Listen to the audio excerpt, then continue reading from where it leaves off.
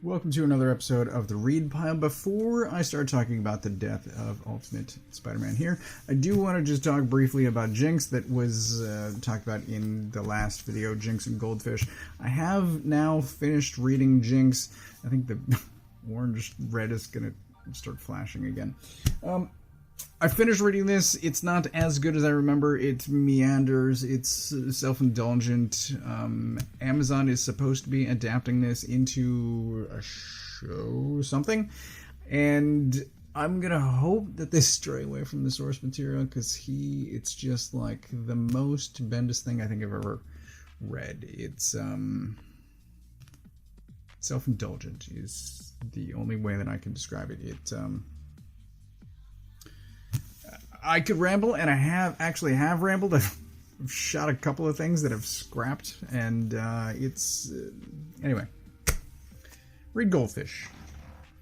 So the death of Ultimate Spider-Man. I went from one Bendis to the other. This was actually still in shrink wrapped. I had read this, I think, digitally way back when it first happened, and I remember enjoying it. I bought the hardcover, because if you're going to kill a Spider-Man, I'll show up. So, I enjoy this. I bought the hardcover, and then this is the first time revisiting since 2012-ish. I don't know what the year this was. But the brief history of me and the Ultimate Universe, I was not reading it. I think read the first issue of Ultimate X-Men, didn't care for it. Wolverine with a soul patch, I'm like, nope, turned off. I could complain about Warren Ellis writing Fantastic Four. I did like the two Ultimates by Millar. I did read, unfortunately, the Jeff Loeb Terrible Joe Mad Ultimates. I think that was the beginning of the end for the Ultimate Universe. Possibly, literally. And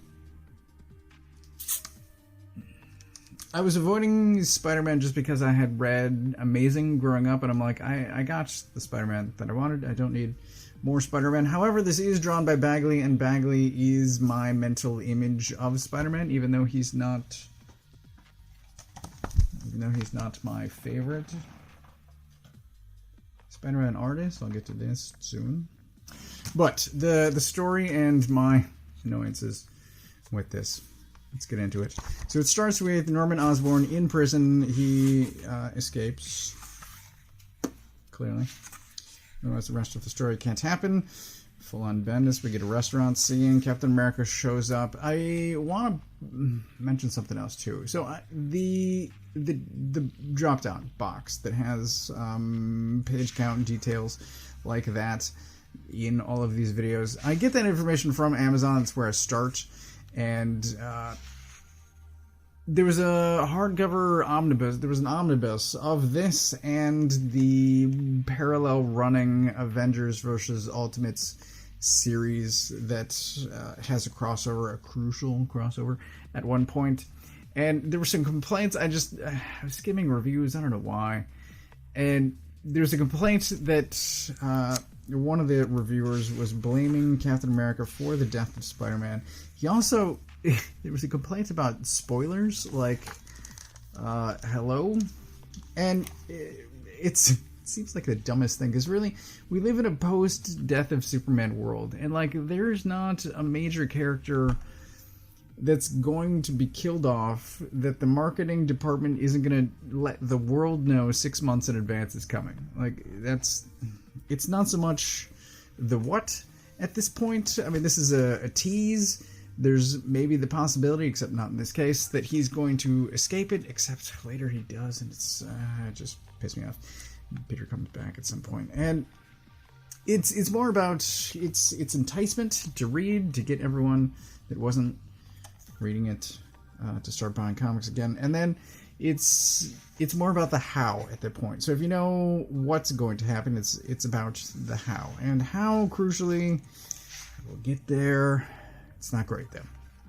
Anyway, Norman Osborn escapes prison with 5 other people, forming a Sinister Six. Captain America is talking here to Spider-Man about him not voting for Spider-Man to be on the Ultimates, him needing training, and in that regard, I agree. My I have a Superman argument, which goes something like Superman primarily relies on his strength, secondarily his speed to defeat most people on Earth. It's only when he goes up against, usually the space bad guys, where he needs... he's going up against someone that is similarly powered, so also has probably super strength, possibly speed as well, and at that point it falls back on training to be able to defeat someone, or teamwork, most likely. But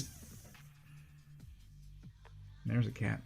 So if Superman versus Zod, right? Zod has military training. He should be able to defeat Superman because they are on equal footing as far as their superpowers go.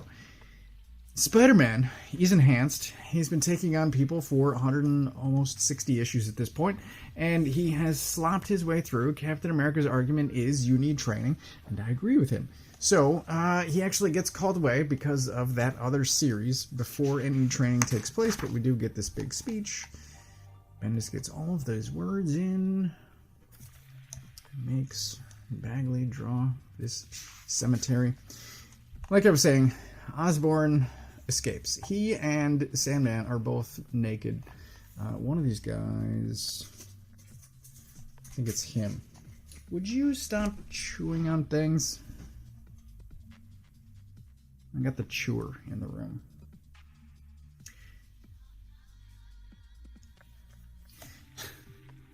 Osborn spends almost this entire series. There's at least one panel where he's wearing pants. Otherwise, he's naked.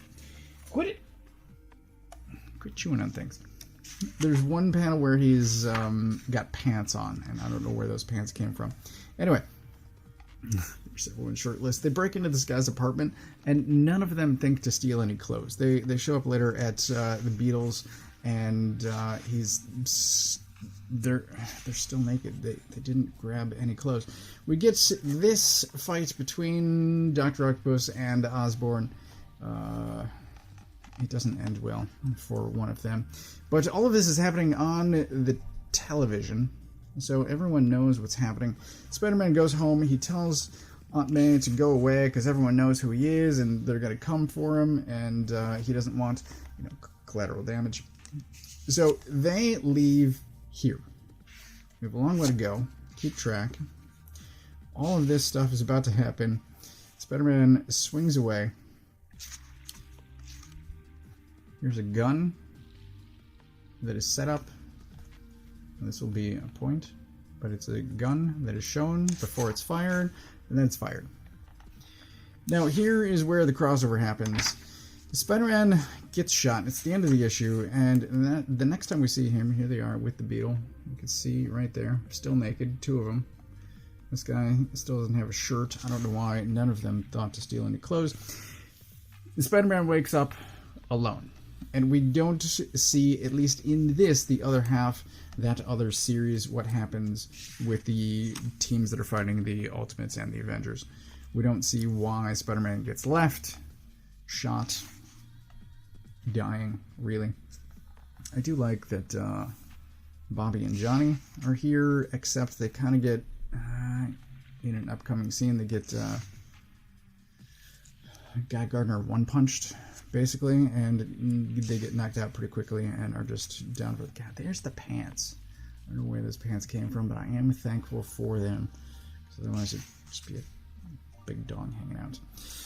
One thing I should point out is I don't like how similarly Iceman and Elektra are colored. There's a panel, there's one particular panel where I wasn't sure which one of them was talking, and I was confused, and anyway, that's just it.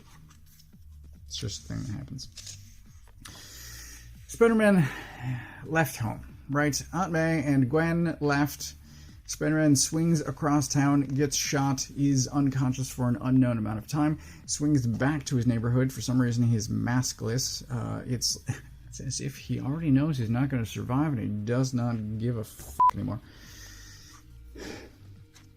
If he thought, and he should think, that he was going to survive, he shouldn't be showing the rest of the neighborhood who he is. But it's kind of plot important for stupid reasons.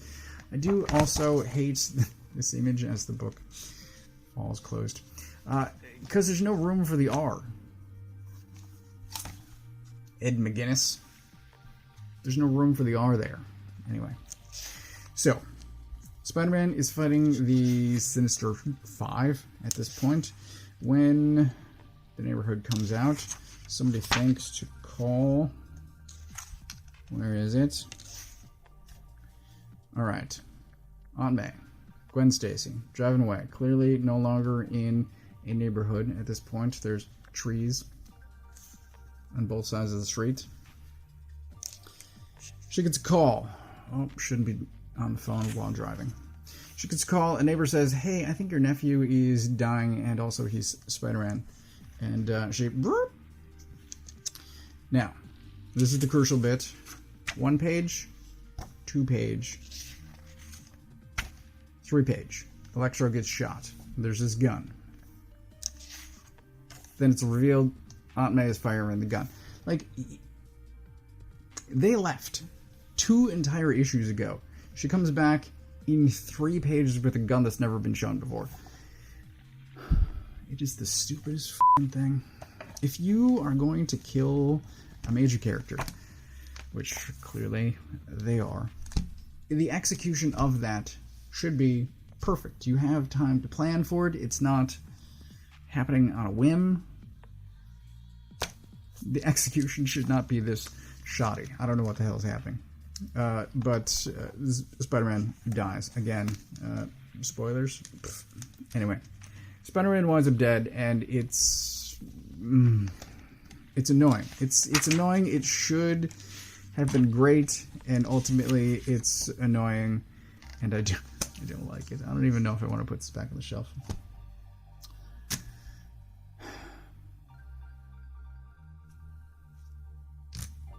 I don't know. From this, I went to Eric Larson, Revenge of the Sinister Six, and I've already read it, and it's awesome. This, I liked more the first time. Rereading it now, I'm just... Nits are being picked, but there are glaring issues, in my opinion, and it should have been better done.